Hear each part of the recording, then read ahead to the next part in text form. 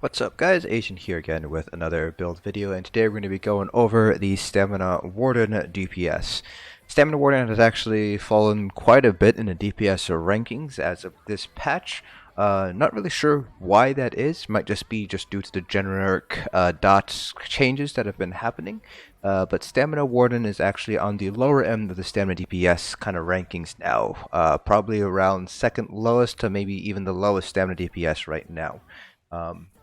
So Stamina Wardens have fallen quite a ways. They did pick up a little bit of group utility, just because Growing Swarm now acts as a bleed ability, so you can use it as a Stamina Warden now, and it also provides minor vulnerability. So a little bit of a bone over to Stamina Wardens, but with the reliance on the Bear Pet, which can be a little bit funky with targeting sometimes, along with the overall lower DPS, Stamina Wardens are definitely not going to be the top DPS of this patch.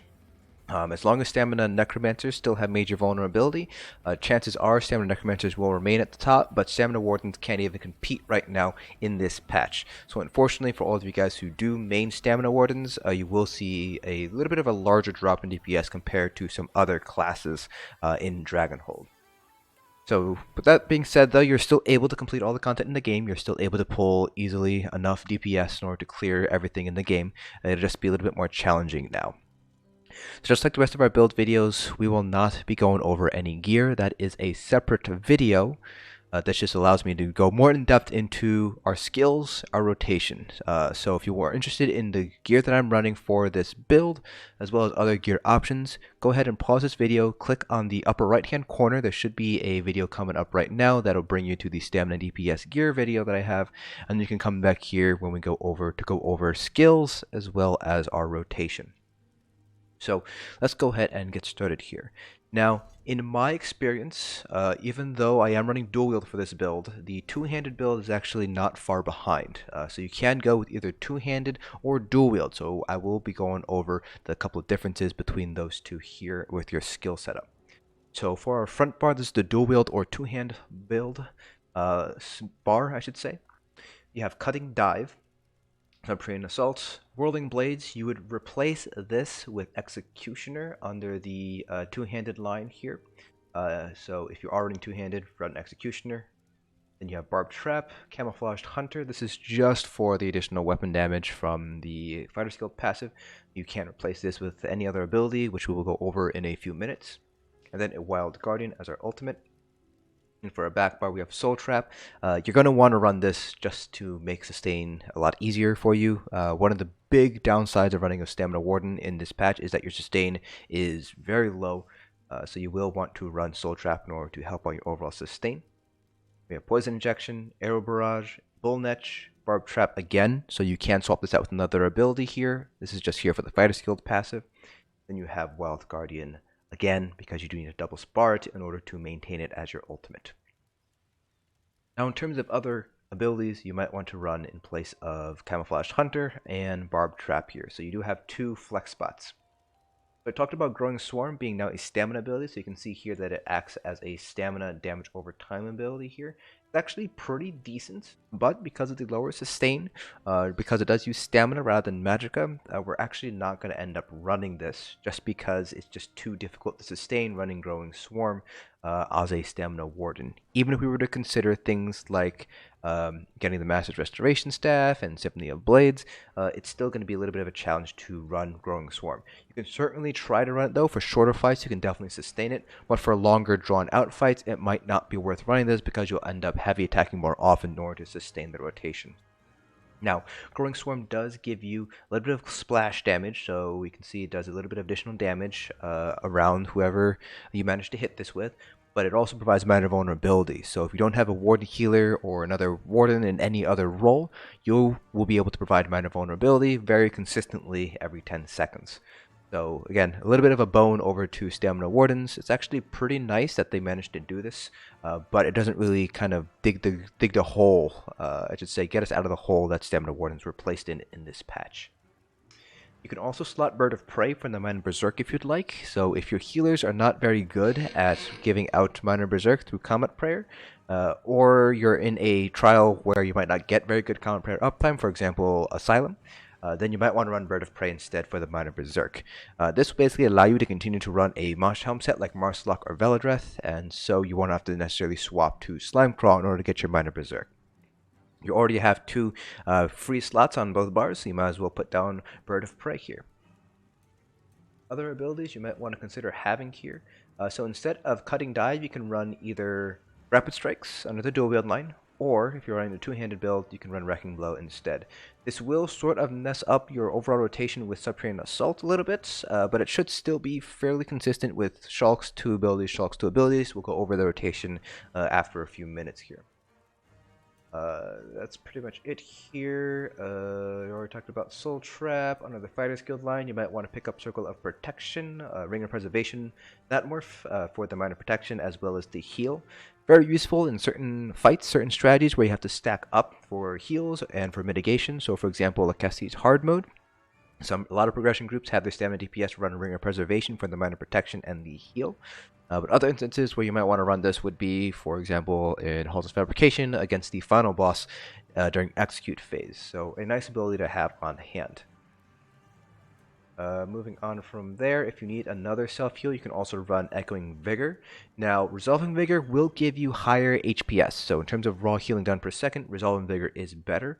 But it does not apply to other people, and so you can only get 1 Resolving Vigor at a time. Echoing Vigor, on the other hand, can stack with other people's Echoing Vigor. So if you have 3 or 4 stamina DPS and you guys all activate your Vigors, you will get 4 or 5 Echoing Vigor ticks going.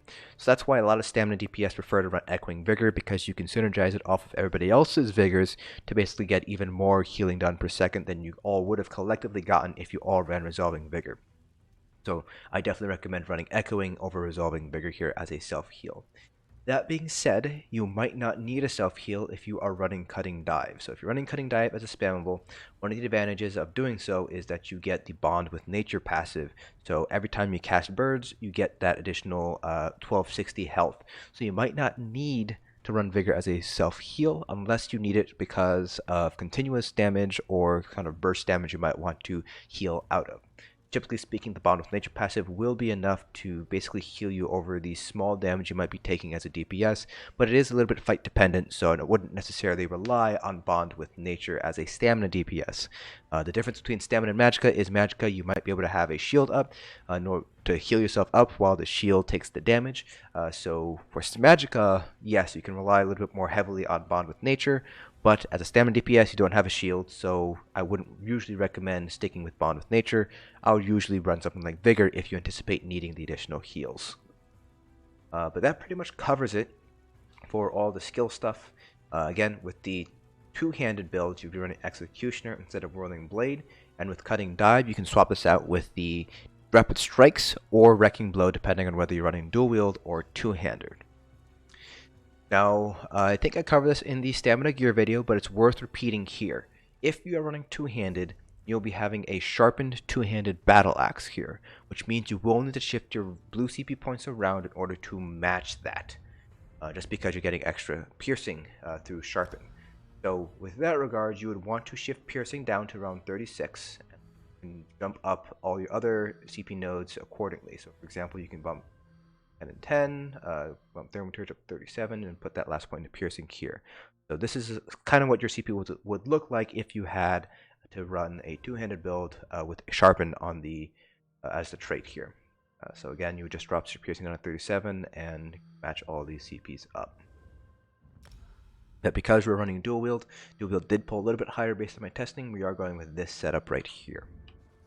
And you can kind of find that on the actual link to the build on UESP down below.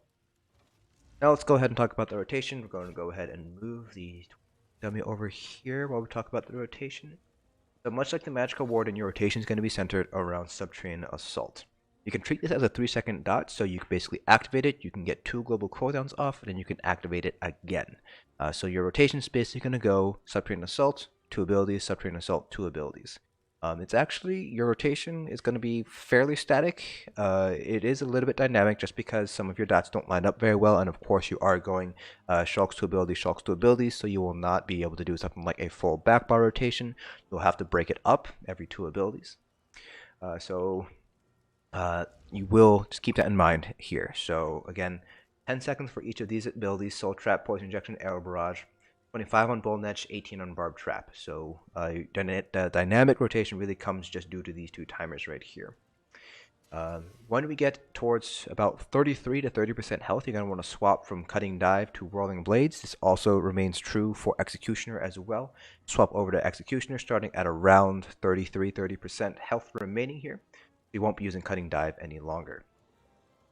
So here's what the rotation is going to look like briefly. So I'd like to pre-buff with your Bull Netch and then whatever source of minor force you're running. It's Barbed Trap.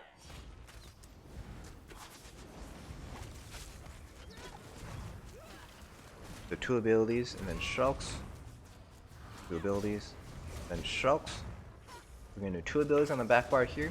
Then you do Shulks and you finish up your back bar rotation. That's basically rinse, lather, and repeat. Then you re-up Bull Netch and Poison Injection and keep on going. So it's always going to be Shulks and then 2 abilities. That's pretty much it. That's the entire rotation. It's just Shulks, 2 abilities, Shulks, 2 abilities. When we do our 21 million dummy parse, you guys will get to see what I mean by when I say it's kind of static. You're pretty much always going to do Shulks and then Arrow Barrage, Soul Trap, and then Shulks and then Poison Injection and whatever ability needs to be used. So either something like Barbed Trap or Bull Netch, or if both of those don't need to be recast, then you go back to your front bar and do Cutting Dive, or you use your ultimate. Now, naturally, with all these dots, it does run into the question of, if I have multiple dots down, which ones do I prioritize? We are running the Master's Bow, so we will want to prioritize making sure we have Poison Injection up, because without this, we are not able to get the Master's Bow effect going. Beyond that, though, the next most important dot is going to be Barbed Trap. Whoops, I want to click it. Barbed Trap for the Minor Force. Minor Force is a really strong DPS buff, so we want to make sure we have that going as well. And then from there, obviously the last 2 dots are going to be Arrow Barrage and Soul Trap, with Bull Netch kind of placing somewhere in the middle here, because we do want to make sure we have this up in order for sustain.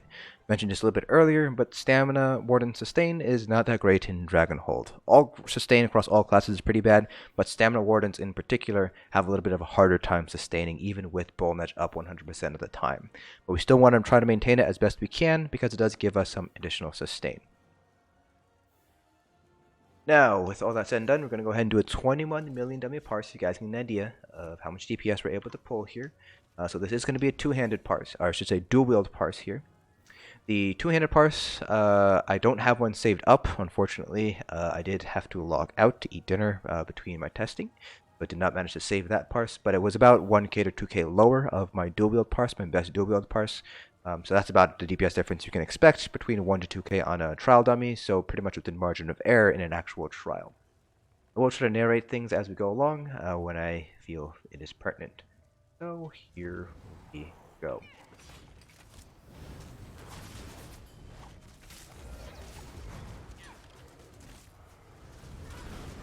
It would help if I actually managed to weave correctly.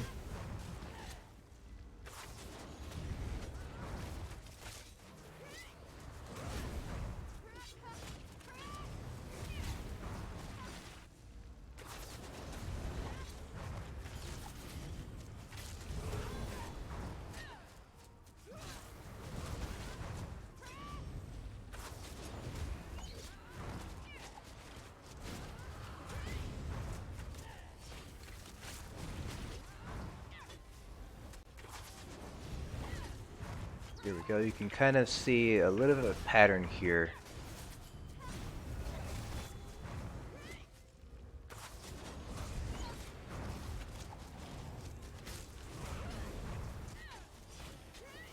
Rotation is always going to be a little bit different, so this particular sort of combination right now is a little bit different from what I might have done a parse or 2 ago. So that's what I mean by when I say it's a little bit dynamic.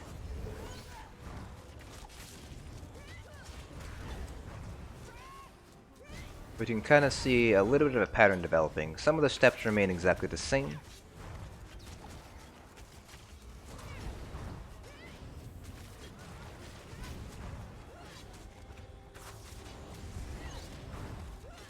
while some of them are changing. But the general premise remains the same. It's always going to be Shulks and then 2 abilities. Shulks, 1, 2.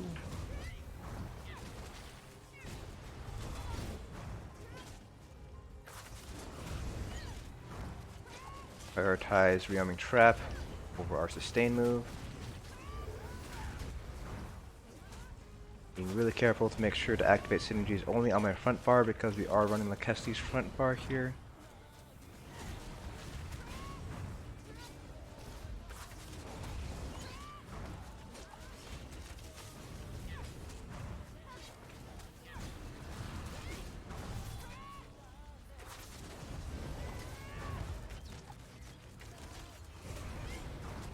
Again, gotta make sure I am activating the synergies on the front bar for that Lokkestiiz uptime.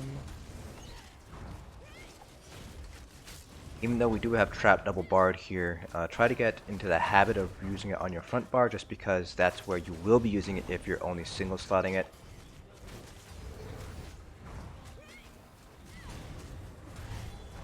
You'll notice that I'm always running, renewing the Arming Trap, I should say, on my front bar. Or yes, I'm trying to. Sometimes I forget. And that's just in case you're running something like Vigor on the back bar. We're getting to the point where we're going to start to swap over to Whirling Blades or Executioner if you're running a 2-handed build. So around here, instead of cutting dive, we're going to swap to Whirling Blades as spammable.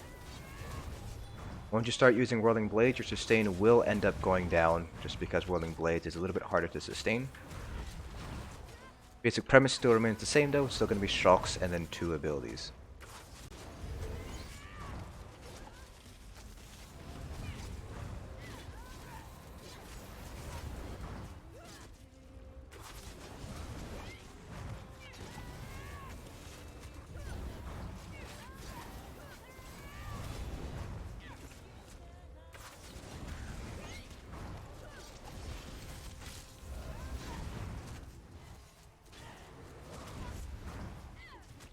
Again, to execute, you don't necessarily need to drop any dots if you don't want to.